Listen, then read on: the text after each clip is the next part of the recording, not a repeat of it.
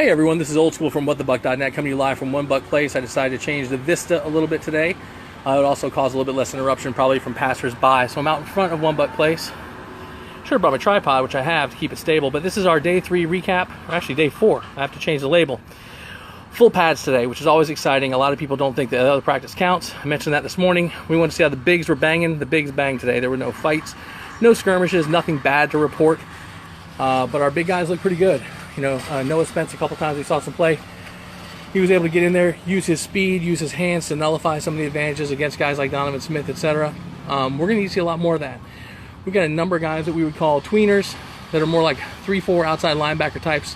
The Spences, the Jock Smiths, cat number 90, whose name I can't remember, who gets into a Dakota Watson sort of sprinter stance and comes from the edge. But we're going to have to see how Mike Smith is able to incorporate that into the defensive scheme and make that sort of thing work for the Buccaneers.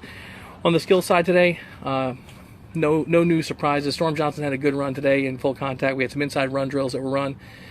Some of the lanes were there, some of the lanes were not. It was funny. I got a video I'll post in a little while. It looked like a good run off right tackle by Doug Martin, but Levante David was quick to point out to the crowd who was listening right alongside, hey, listen, you know in a game he would have got hit. And so that's one thing you got to remember is while it is full pads, it isn't full go. Right? They're making contact, but they're not trying to kill each other. Jameis looked like Jameis today. The quarterbacks did seem to struggle a little bit, in my opinion, with accuracy. I don't know whether that's because they were in full gear or not. That shouldn't affect them at this level. Coach Cutter, in his post-practice discussion with the media, mentioned for pros, you know, the difference between shells and pads is relatively minimal.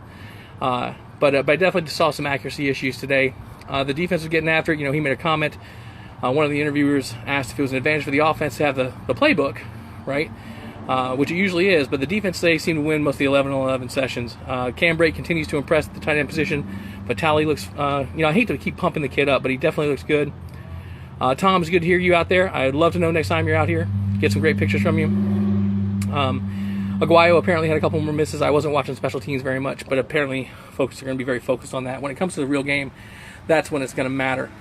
So, overall, takeaways.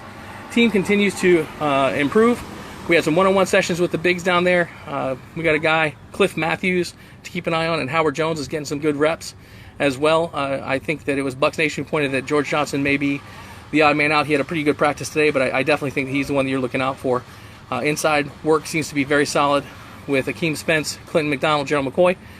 We definitely seem to have some depth. So I'm going to go get a little bit more information. I'm actually going to go to Ferg's after this and meet up with a bunch of the fans and get their impressions of camp as well. So I have another video up this afternoon. Thanks for tuning in. We'll be back.